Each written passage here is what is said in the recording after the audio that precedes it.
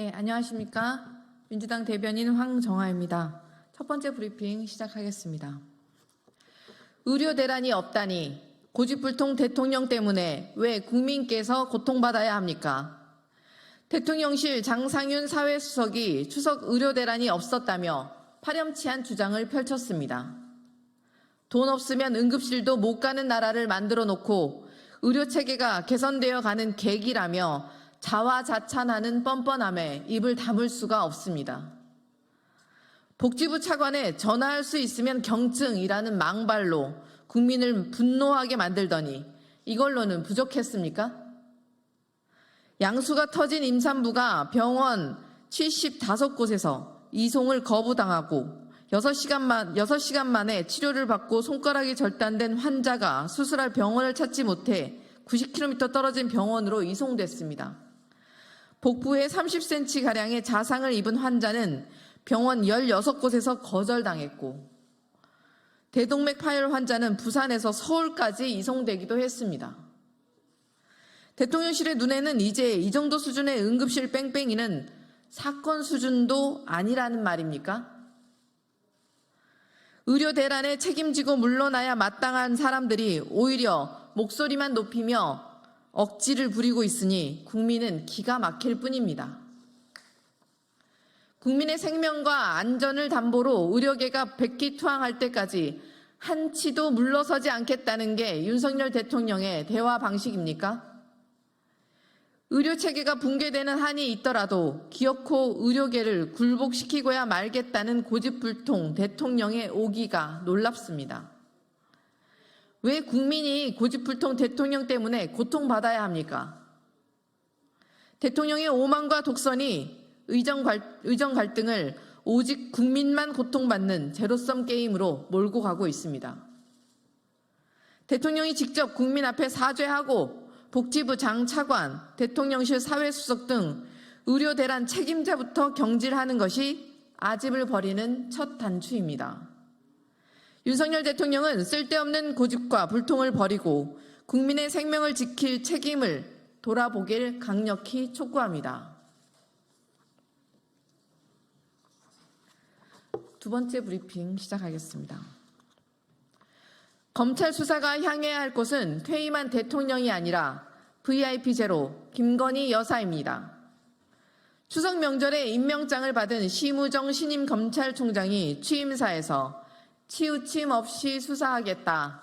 범죄 수사는 오로지 증거와 법리에 따라서만 결정돼야 한다며 강변했습니다. 신임 검찰총장의 기름 발린 거짓말에 속을 국민은 더 이상 없습니다. 궤변적 법리를 적용해 문재인 전 대통령에 대한 수사에 속도를 내는 것이 치우침 없는 수사입니까? 치우침 없이 수사한다면서 왜 주가 조작 전주인 김건희 여사는 4년째 처분조차 받지 않고 있는 것입니까? 살아있는 권력 앞에서는 숨소리도 못 내면서 전 정부와 야당 탄압에만 사정의 칼날을 휘두르는 검찰에 대한 국민의 신뢰는 바닥을 치다 못해 땅 아래까지 꺼졌습니다. 공정한 법 집행으로 사법 정의를 바로 세우고 국민의 권리를 보호해야 할 검찰이 스스로 대통령 부부의 호위 부대를 자처하며 정치 보복 기관으로 전락해버렸습니다. 대한민국 법치주의와 사법 시스템을 완전히 무너뜨린 윤석열 정권과 김 여사에 대해서는 입도 못 열면서 전직 대통령을 향해 망나니 칼춤이나 추는 검찰의 법과 원칙을 들먹일 자격은 없습니다. 사법 정의를 원한다면, 사법 정의를 위한다면 퇴임 대통령을 불쏘시듯 들쑤실 게 아니라 명품백 수수, 주가 조작 연루, 대통령 관저 공사 특혜, 공천 개입 의혹 등 파도 끝이 없는 VIP 제로 김건희 여사의 비리 의혹들부터 제대로 파헤치십시오. 국민과 맞서 싸워 이기는 권력은 없습니다. 김 여사 앞에만 서면 꼬리 내리는 검찰의 장광방설은 국민의 조롱거리에 불과함을 강력히 경고합니다.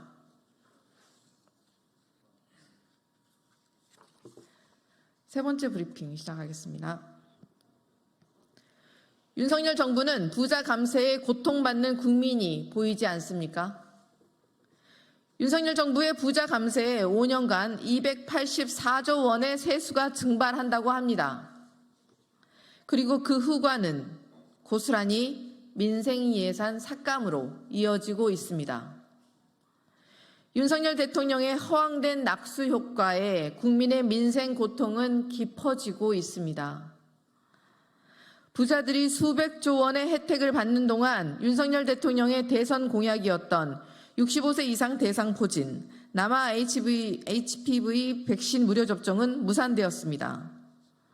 내년도 국가 예방 접종 실시 예산은 오히려 올해 대비 2천억 원가량 삭감되었습니다. 소상공인들은 민생 경제 한파에 곡소리가 나는데 판로 지원 예산은 22%나 삭감되었습니다. 소상공인, 자영업자들에게 가뭄의 단비 같은 지역 화폐 예산은 단 1원도 반영되지 않았습니다. 고교 무상교육 예산은 99.4% 뭉텅이로 삭감해버리고 딥페이크 범죄 근절을 약속하더니 정작 피해자 영상물 삭제 지원 관련 예산은 삭감했습니다.